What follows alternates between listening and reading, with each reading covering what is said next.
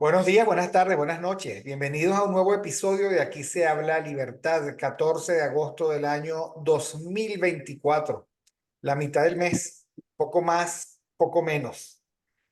Gracias a todos los que están con nosotros, arrimados como siempre al Mingo TV, el canal de José Domingo Blanco y Erika Mendoza Tobar, a quienes consiguen a Mingo en X e Instagram como @Mingo TV, igual que el canal de YouTube. Y a Erika Mendoza Tobar la consiguen en X como @Mentoz y en Instagram @Erika Mentoz. Gracias a todos los que nos siguen, se suscriben al canal, le dan like al programa. Gracias a Catherine Manzano por la producción ejecutiva. Y por supuesto, como todos los miércoles, gracias a Andrea Rendón que nos acompaña para hablar de ciudad, literatura, incilio, introspección, lluvia, etcétera. Bienvenida, Andrea, ¿cómo estás? Hola Víctor, ¿cómo estás?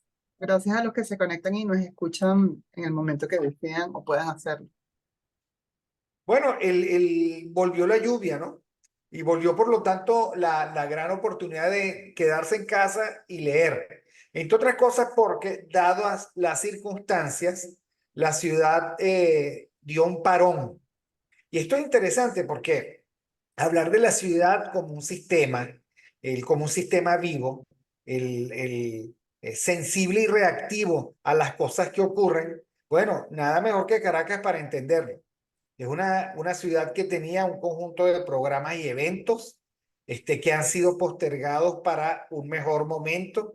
Es una ciudad no solo que está, digamos, disfrutando o sufriendo, depende de la zona, de la lluvia, sino una ciudad que ha caído en el mutismo, en el silencio. Es un silencio que se escucha.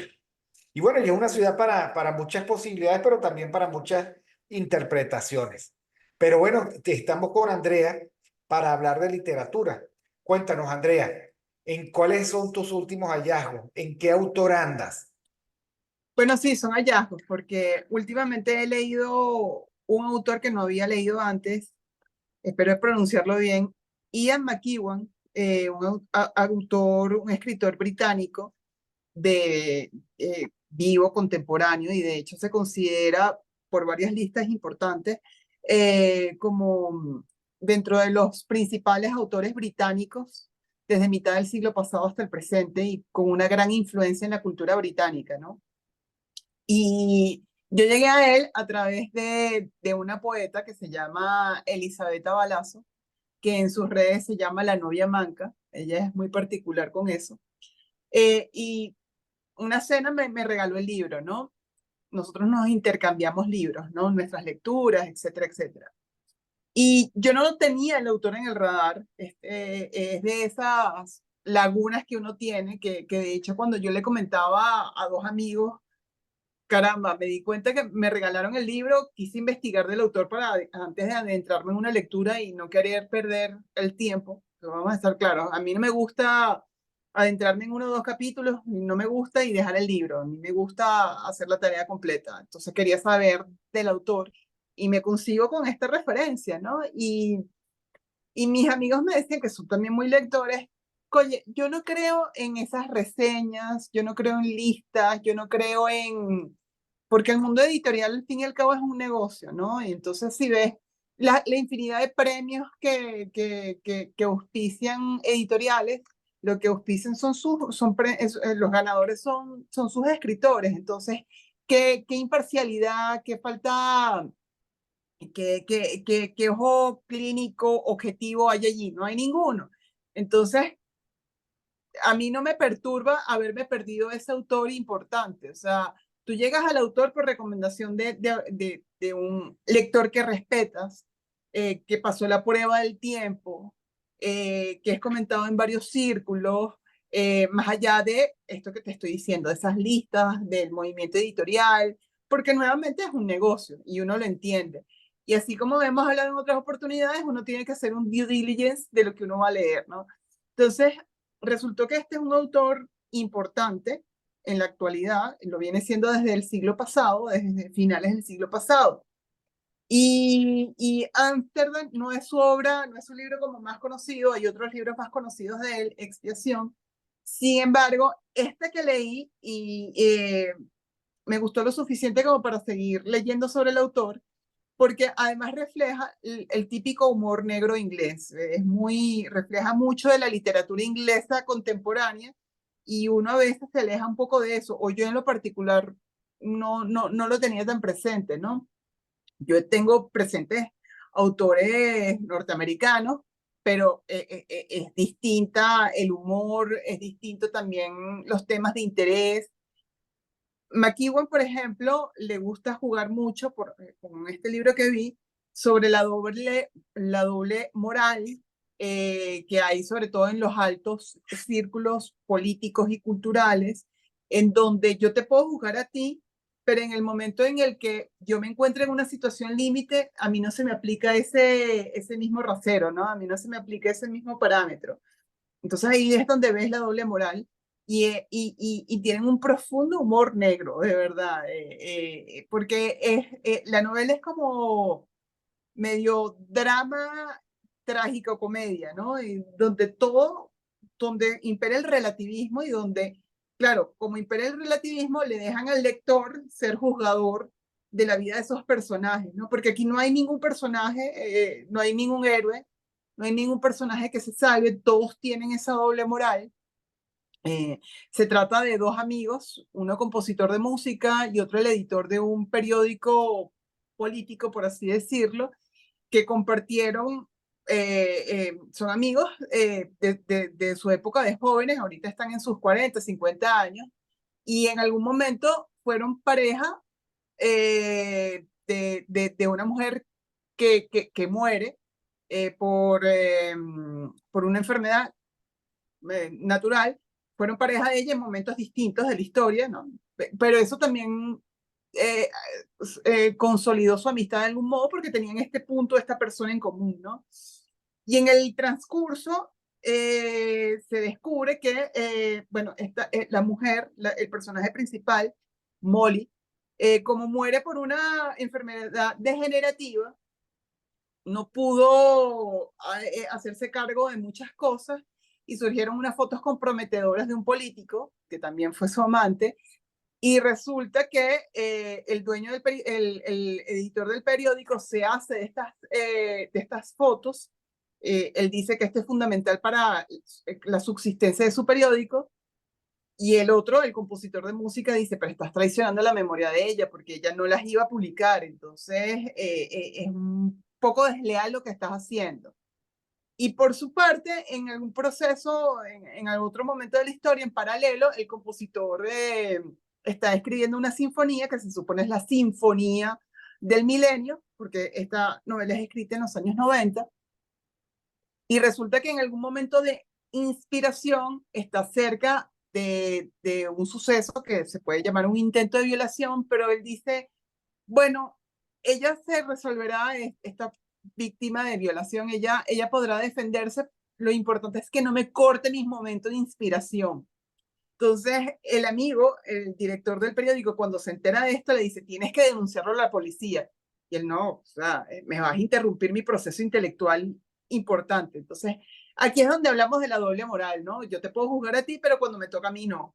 El otro, yo te puedo juzgar a ti, pero cuando me toca a mí no. O sea, y al final se terminan destruyendo en el sentido literal de la palabra. Al final se descubre en qué situación estaba cada uno.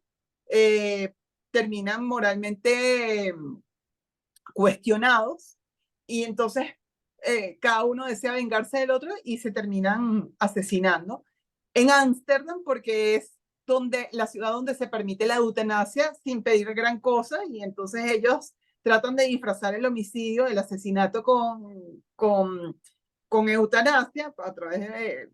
Y también te muestran cómo hay sociedades tan laxas que la eutanasia es perfectamente válida siempre y cuando lo pagues. Cosa que podemos hablar sobre eso al respecto, porque de hecho no estamos tan alejados. Suiza tiene un proyecto de ley que permitiría el suicidio asistido en personas que no están en situación de enfermedad terminal ni nada de eso, pero lo que pasa es que la novela te muestra que ese tipo de procedimientos o situaciones se puede prestar a muchas cosas, ¿no? Porque estamos hablando de sociedades moralmente promiscuas, como los personajes. Entonces, es todo el hilo de la novela, ¿no? Es como una denuncia en donde, aunque lo está denunciando, no suena como que el escritor tiene prejuicios, sino nos pone las cartas sobre la mesa y deja al lector si somos capaces de juzgar o ponernos en los zapatos de estas personas que en aras de perseguir su proyecto personal, su proyecto de vida, mira las cosas que hacen, ¿no? Y eso yo me recordaba mucho con estos temas que hemos hablado sobre el liberalismo, que a veces a los liberales nos tachan de profundamente egoístas e individualistas. Y sí, bueno, el liberalismo es un respeto irrestricto al proyecto de vida del otro. Y eso supone no malograrlo, es decir, Lo que pasa es que ahí hay un error de fondo de interpretación, pienso yo, porque cuando uno habla del respeto irrestricto al proyecto de vida del otro, uno no está diciendo que el proyecto de vida del otro ni es sociopático, ni es el ajeno a la comunidad. O sea, por ejemplo, el proyecto de vida de un político, que es absolutamente respetable, es un proyecto para servir a los otros, el de un cura, el de un pastor, el de un fundador de ONG. ¿Ok? O sea, el otro está porque en ningún lugar el liberalismo dice nosotros somos ajenos a la comunidad y tampoco somos ajenos al orden social. ¿Ok? exacto, Y por lo tanto habrá proyectos de vida tipo, qué sé yo, Superman y proyectos de vida tipo Lex Luthor. O sea, proyectos de vida positivos y negativos. Cuando los proyectos de vida conspiran contra el orden social, la ley llega y define. Por ejemplo, el proyecto de vida de nadie puede ser, digamos, llegar y destruir la Torre Eiffel. Eso no puede ser. No tiene ningún sentido.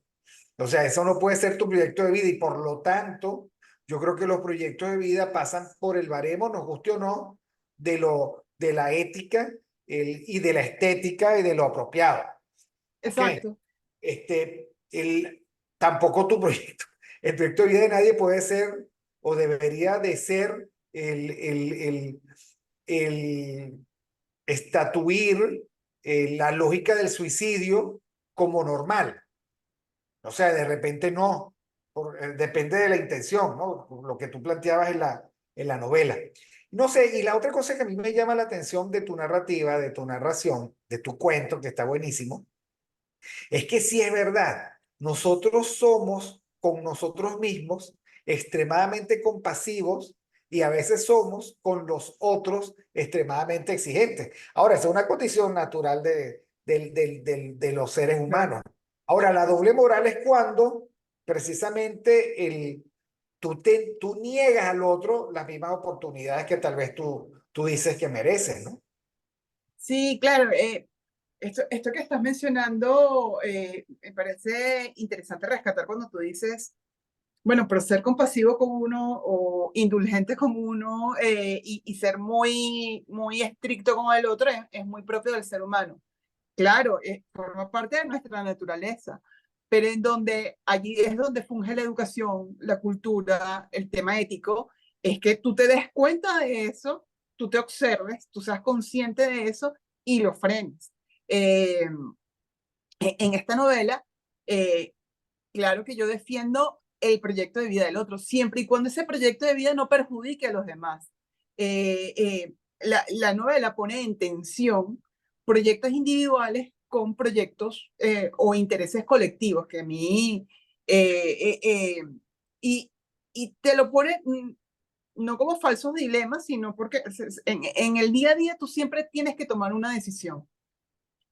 Y la decisión que tomes sí sea proteger tu proyecto de vida, pero ese proyecto de vida no puede llevarse por delante el proyecto de vida de los demás. Si tu gran obra, que además terminó siendo como un plagio de Oda de la Alegría de Beethoven, que en estas épocas olímpicas eh, te recuerdas mucho, ¿no?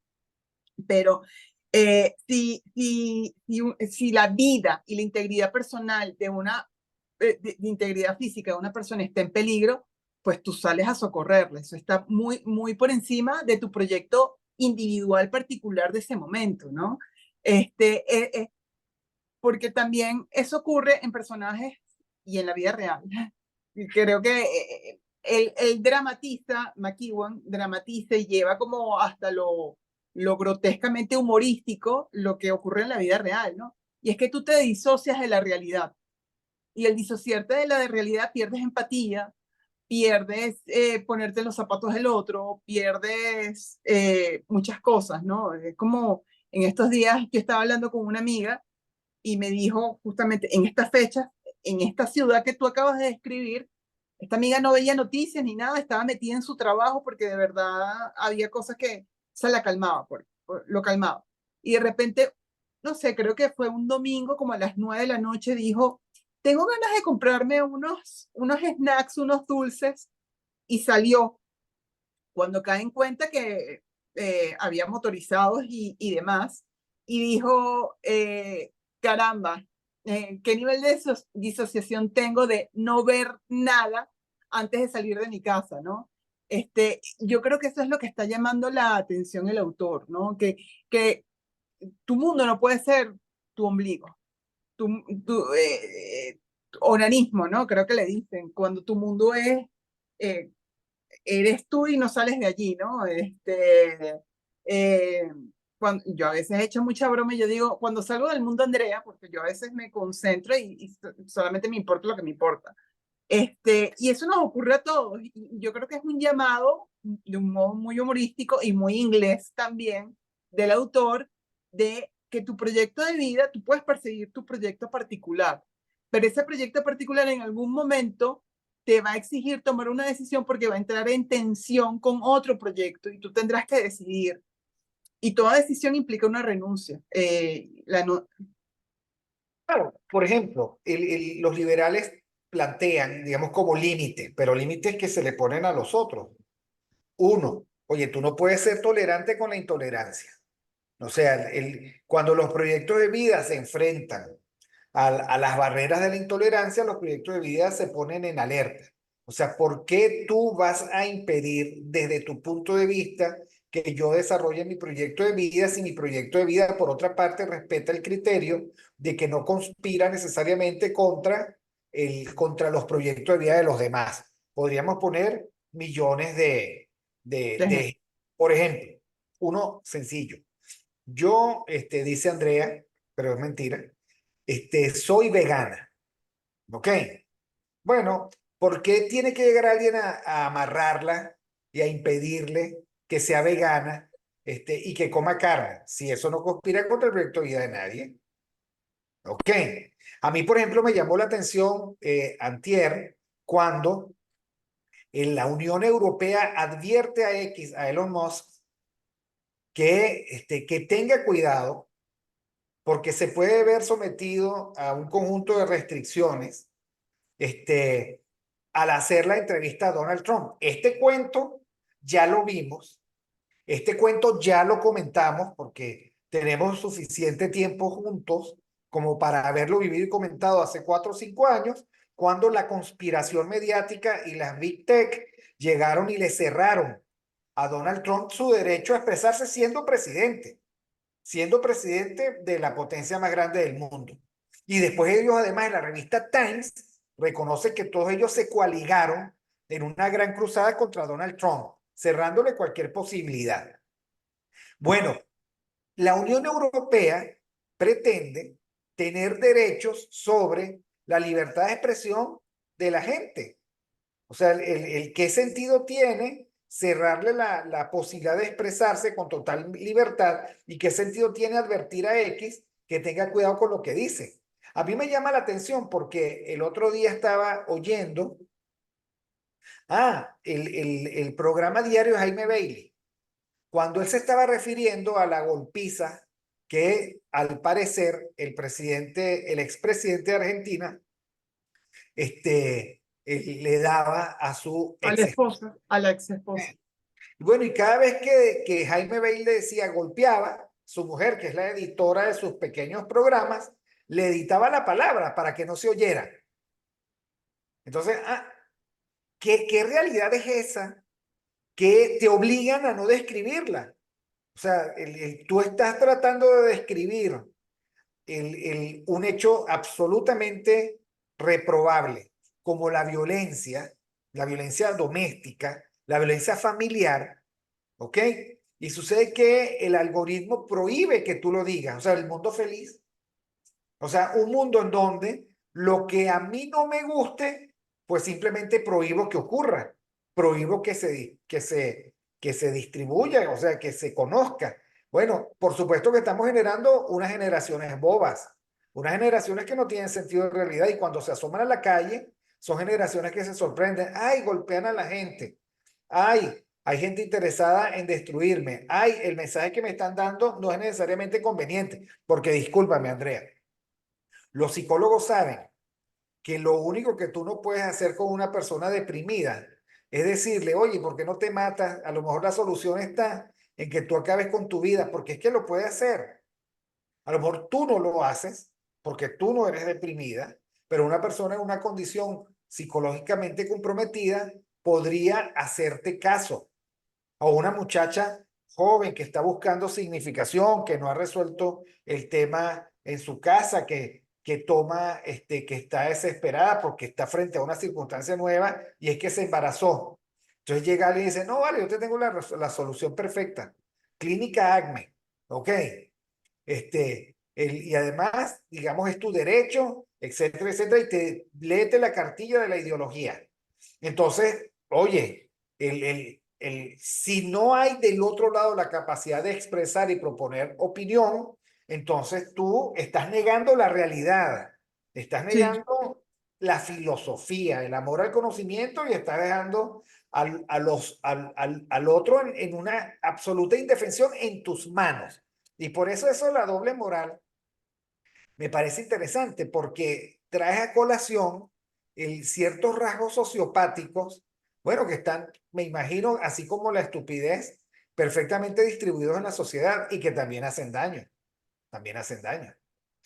Bueno, esto que me comentas, lo del algoritmo, es súper interesante porque demanda más de nosotros, que es el tema que también venimos hablando, ¿no? En el sentido de las redes sociales, ahorita son nuestra principal fuente de información y de denuncia, por lo menos aquí en Venezuela, pero en general también. O sea, la televisión pasó a un segundo plano, la radio también. Entonces, las redes se han posicionado, ¿no? Tienes que ser auditor de las redes tú mismo, ¿no?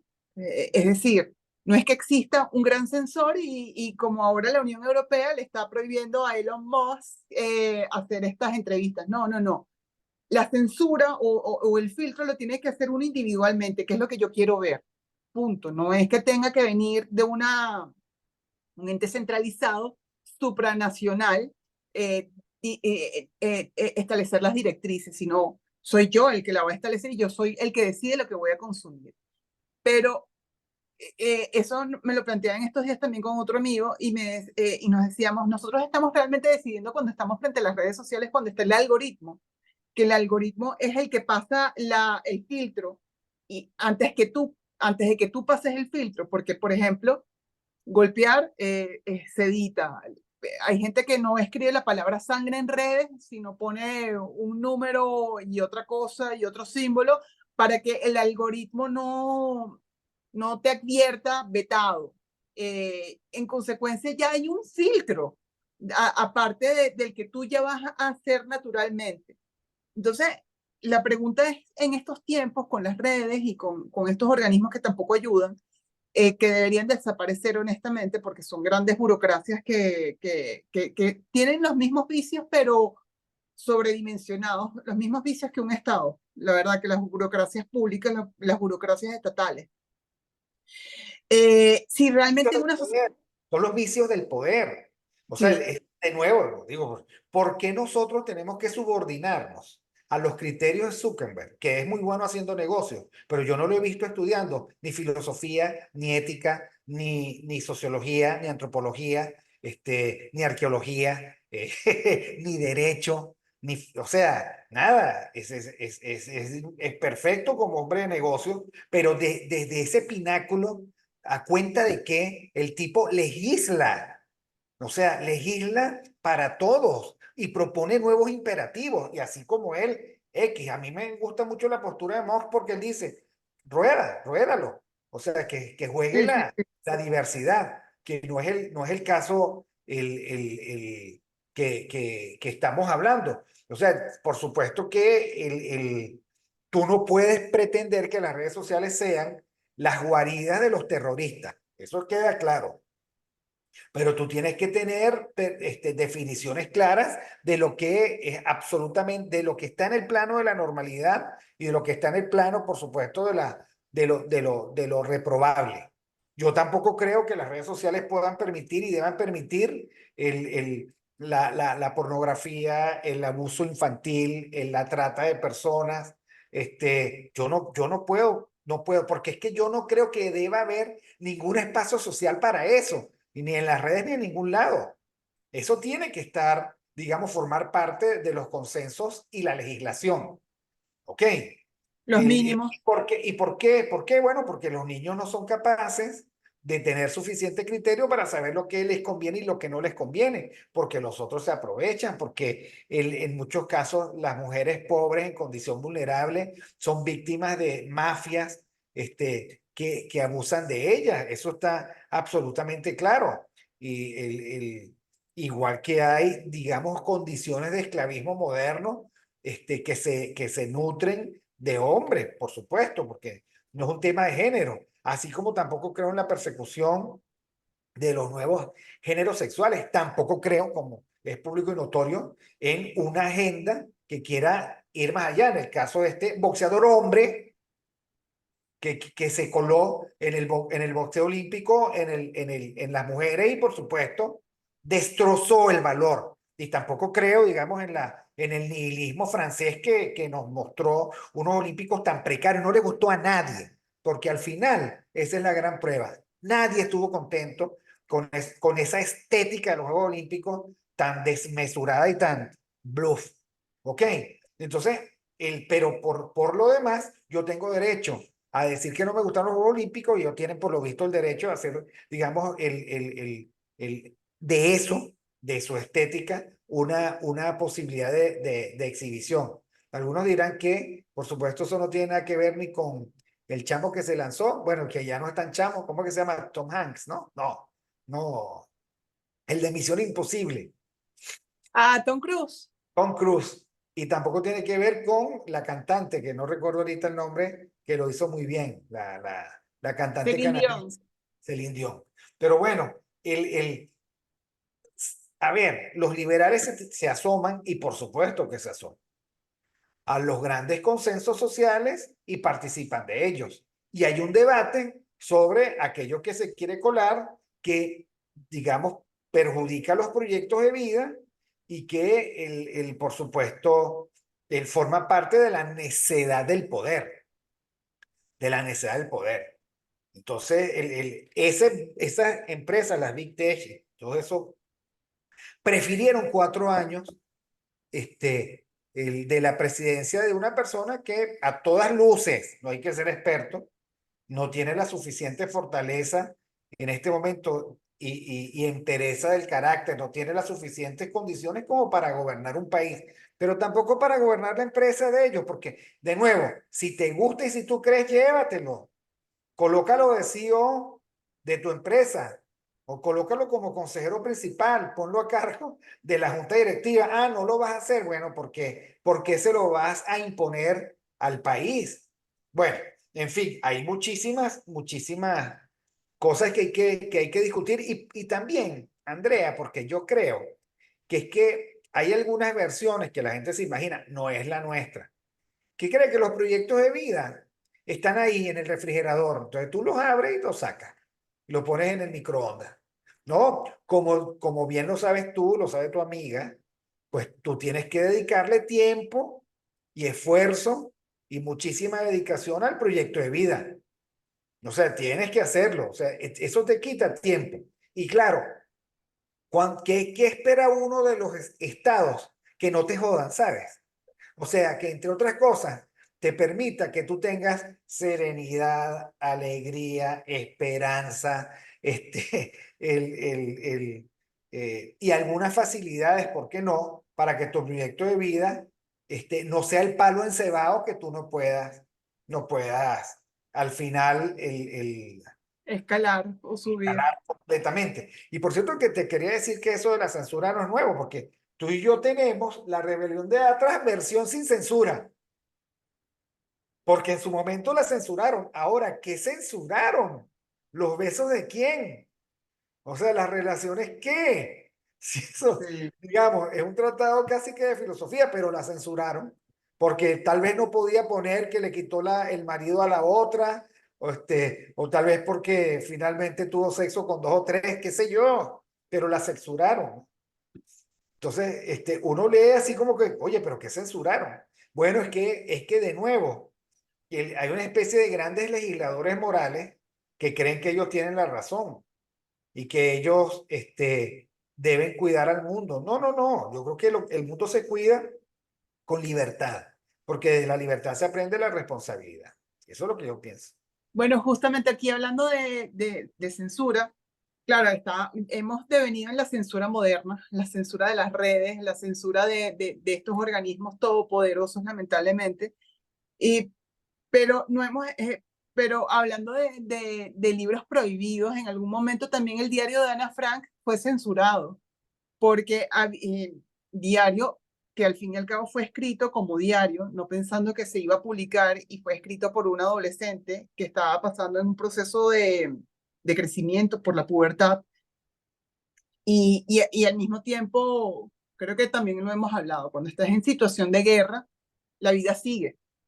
Y ella, pues, plasmaba sus sentimientos. Por ejemplo, en algún momento tuvo un enamoramiento de otro de los niñitos del hijo de otra familia que se escondió con ellos.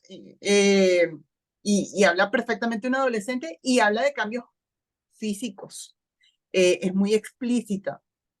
Y por eso lo censuraron en algunas escuelas, en algunos sitios y en algún momento particular, cuando se detuvieron, pusieron la lupa o pusieron bajo el microscopio, eh, como que las pequeñas anécdotas, las anécdotas diarias, olvidando lo que en sí, el gran aporte que significaba un libro de este tipo, ¿no? Porque al fin y al cabo, Es un testimonio. Bueno, porque es que la gente cree también que la vida es una comiquita, ¿no? O sea, como la vida es una comiquita, si la cosa está mal en el país, uno no se puede reír, porque es que es una comiquita. Entonces uno es la caricatura de otro.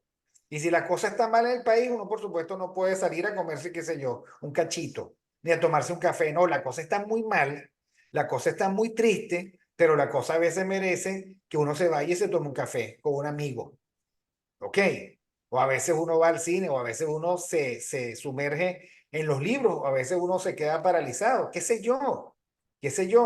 Pero de nuevo, es la misma doble moral, porque entonces falta de compasión para los demás a los que se les exige una rigidez de comiquita, ¿ok? Y una total displicencia con uno mismo, porque a lo mejor están escribiendo eso, digamos, qué sé yo, aposentados en una silla de extensión en una maravillosa playa de cualquier parte del mundo, ¿no? Vayan, luchen, párense de frente, enfrenten su situación, mientras te estás fumando un habano montado en un yate, ¿ok? Entonces, claro, la vida es un poco más compleja, es un poco más áspera y es un poco más exigente, ¿ok? Y por eso nadie puede vivir la vida del otro, nadie, aún entendiendo, digamos, todo el esfuerzo que se haga. Por ejemplo, si hay, qué sé yo, alerta de tsunami en una costa y tú lo lees y lo sigues 900 kilómetros adentro, bueno, tú sabes que de ese tsunami tú no vas a padecer. Tú podrás hacer seguimiento, así como tú ves boxeo, ¿ok? Pero los golpes, esos golpes, tú no los vas a recibir, ¿ok? Entonces, claro, buena parte de la filosofía se ha planteado, bueno, ¿cómo tú te imaginas la suerte de los otros? Adam Smith habló de la simpatía imaginativa, por ejemplo. Lo mismo que se lo planteó en algún momento el Max Weber. Igual se lo han planteado otros. Bueno, tú tratas de meterte en la racionalidad subjetiva de las personas para comprender efectivamente. Yo le decía a mis alumnos, mira, una vaina es dar un beso y otra cosa es describirlo. ¿Me explico? Entonces, claro, cuando tú ves a dos personas besándose, tú dices, ay, se están besando. Excelente. Ahora, describir lo que están sintiendo. Bueno, haz una novela. Puedes hacer una novela sobre eso. ¿Ok? Pero dar en el clavo sobre lo que efectivamente, lo que dice Max Weber, comprender los componentes subjetivos de esa acción social que involucra para colmo a dos, es súper complicado y por lo tanto lo que se le pide a la ciencia social es que trate por lo menos de no olvidar que esos elementos subjetivos existen y que de eso se trata precisamente lo que él llamaba la acción social significativa, lo que es la sociología.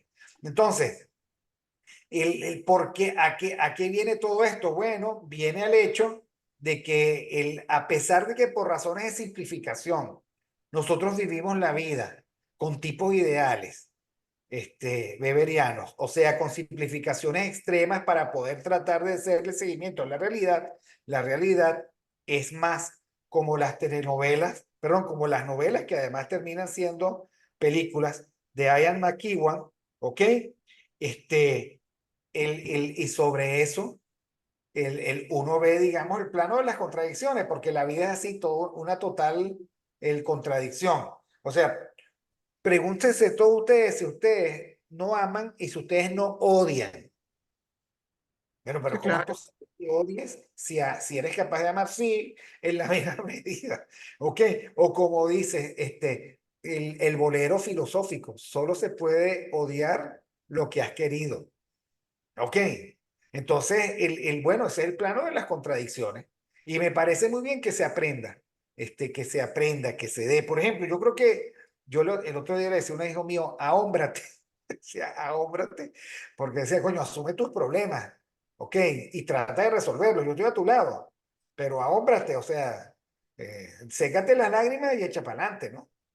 Y entonces era un tema de un trámite tonto en la universidad. Pero bueno, si tú no eres capaz de afrontar un trámite, tampoco vas a ser capaz de afrontar un amor,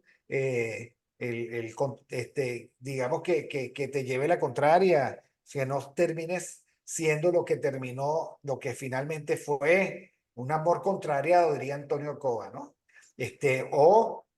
Por ejemplo, todo el mundo sueña con el trabajo perfecto. ¿Y cuál es el trabajo perfecto? Un jefe maravilloso, unos compañeros de trabajo espectaculares, una oficina perfecta, un horario de trabajo, y además un trabajo bonito. ¿Ok? Bueno, el día que tú llegas a tu trabajo, tú puedes empezar a ver en qué consiste la vida.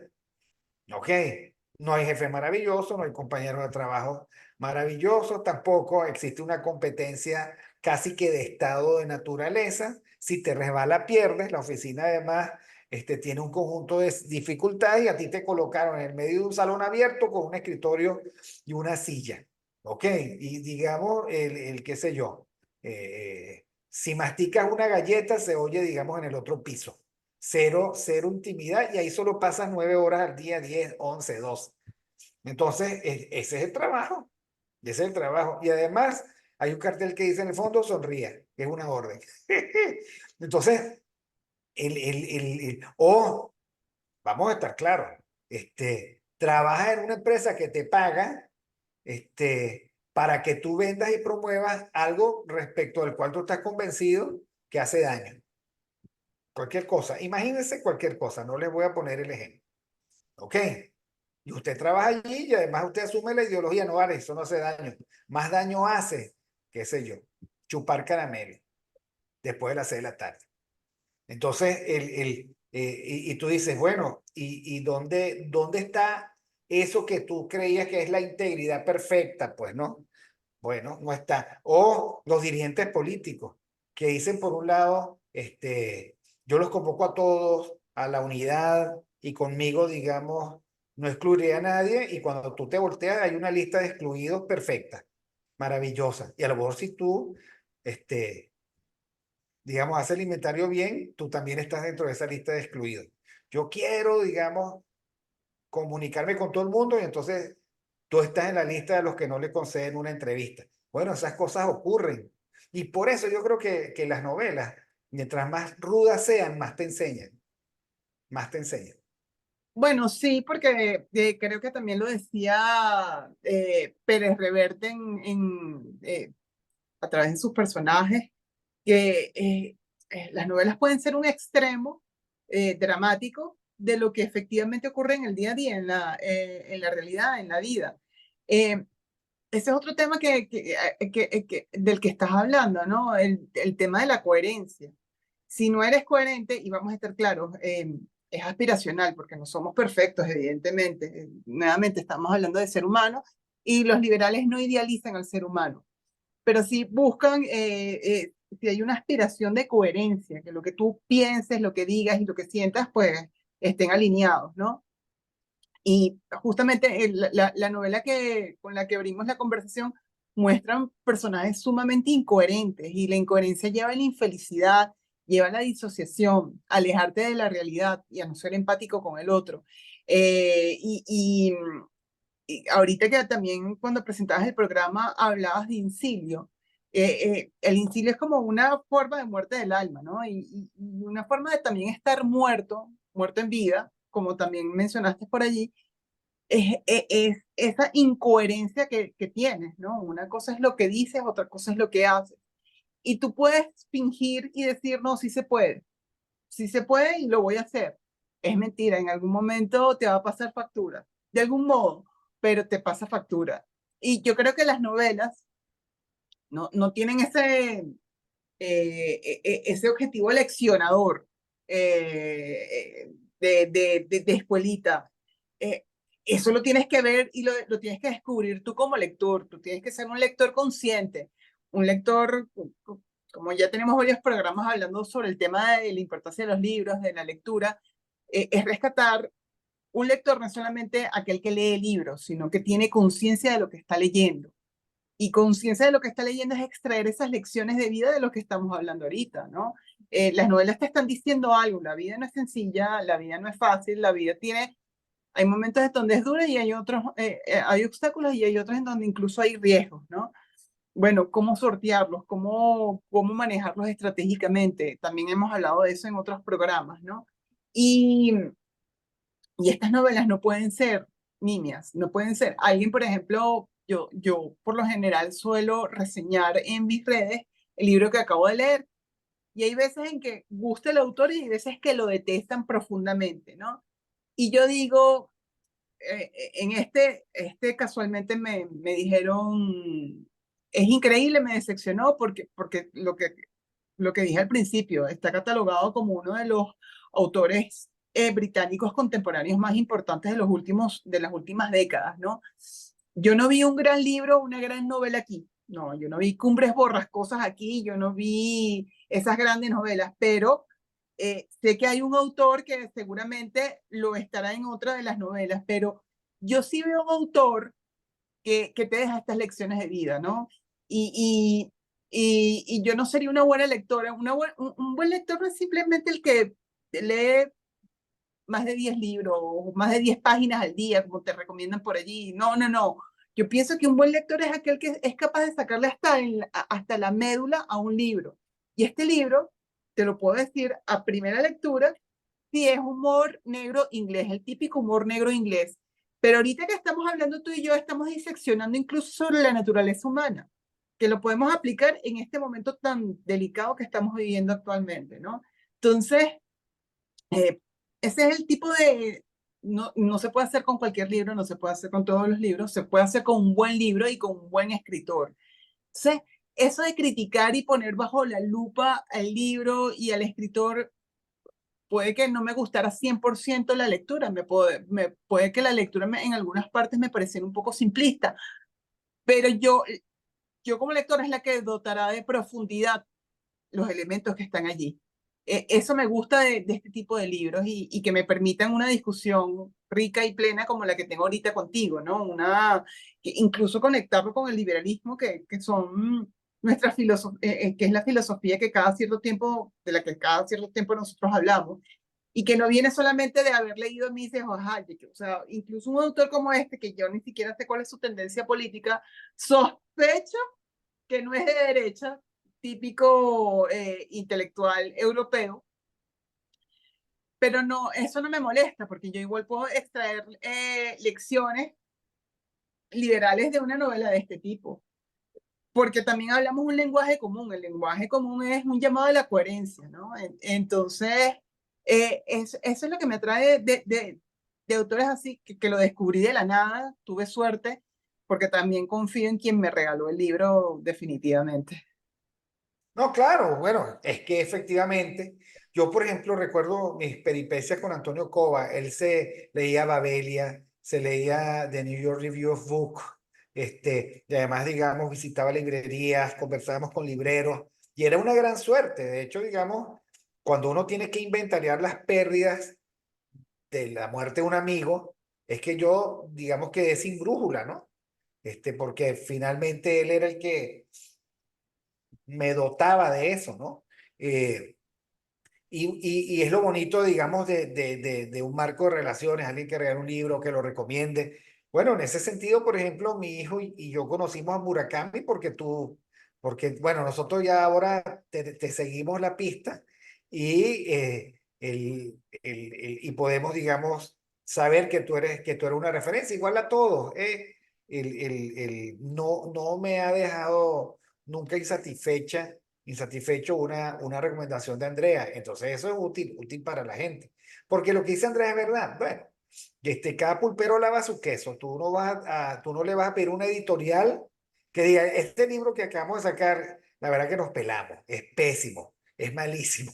No lo van a decir. Van a hacer todo lo posible para vender porque ese es su negocio. Y bueno, y al final el mercado, ese sabio regulador social, dirá, bueno, el mercado lo compró y lo valoró bien, o el mercado lo compró y lo valoró mal.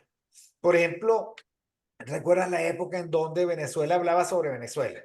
Y todos los autores hablaban sobre Venezuela. Y todos, digamos, se dedicaban a hablar de los golpes de los golpes de aquel o lo que fuera. Bueno, hasta la saturación, o sea, ya no hay nada más que decir. Entonces, cuando eso ocurre, uno tiene que volver a la literatura. La literatura, además, que te enseña otros mundos y te relativiza el tuyo, te ayuda a resolver problemas porque te da marco. Por ejemplo, en este caso que nos relató también Andrea.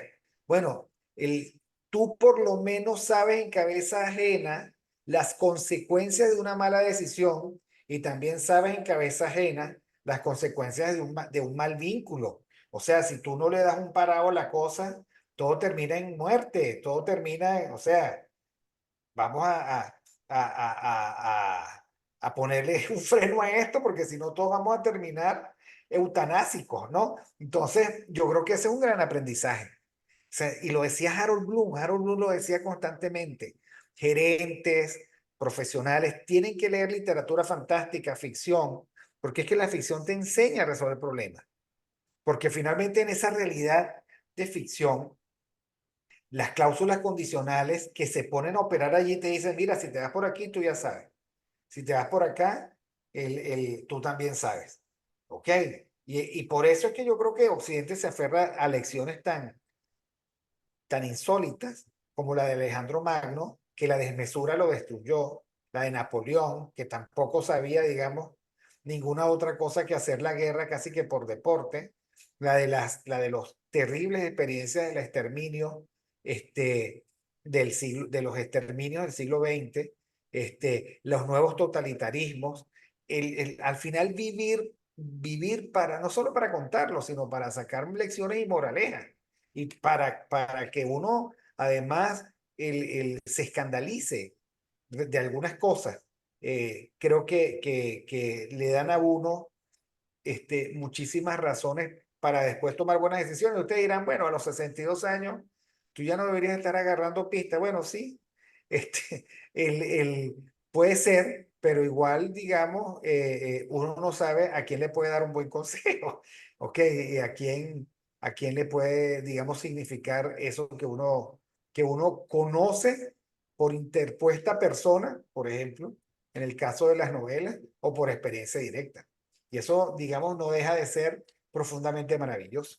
Bueno, mi querida Andrea, cuéntanos tu reflexión final para darle final a este programa final que tuvo como elemento de fondo a Ian McEwan. Es una locura, Sí, claro, evitar que otros hablen o escriban sobre el deseo. El deseo, hay que hablar sobre eso. Alguna vez tenemos que hablar sobre el deseo como pulsión. Es que ves, el deseo la pulsión del deseo que es tan fuerte, a veces te hace cometer errores brutales. sí, no, creo que lo que hemos venido hablando en momentos como los actuales, que es un momento más allá de retos y obstáculos, sino también de riesgos para todos, ¿no?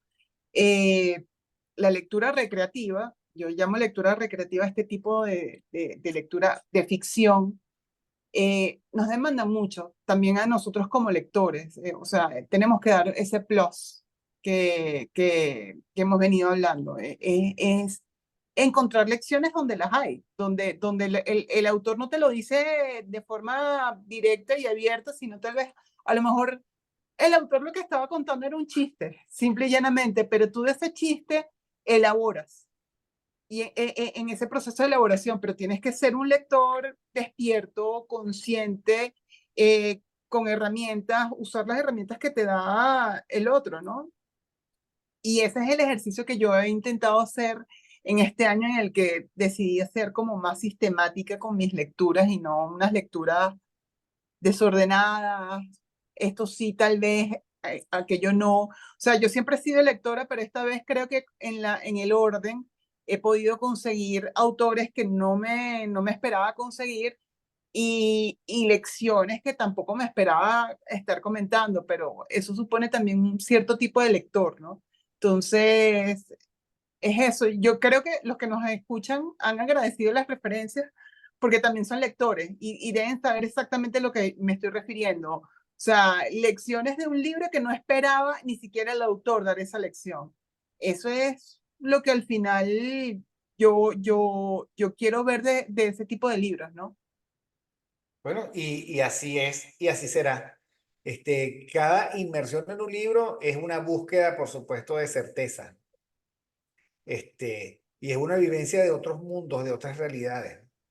En fin, hay muchísimo que, que seguir descubriendo en autores que hasta ayer eran desconocidos y que, bueno, por la recomendación de alguien ya dejan de ser desconocidos y comienzan a ser conocidos. Pensar que hace 500, 600 años se podía considerar afortunado quien tuviera un baúl con 8 libros, 7 libros, 6 libros. Ahora sucede que tenemos tanto acceso que ahora tenemos que discriminar. Sí, Y al eran revés. sabios porque habían leído 8 libros, sabios, que habían leído 8 libros. Imagínense ustedes. Bueno, mis queridos amigos, muchísimas gracias por acompañarnos en esta nueva emisión de Aquí se habla libertad, los miércoles dedicados a la literatura, a la ciudad, a la introspección, al insilio, a reflexiones de este tipo, al liberalismo. Y bueno, será en otra oportunidad. Gracias por suscribirse al canal, el canal de Mingo TV, donde estamos arrimados.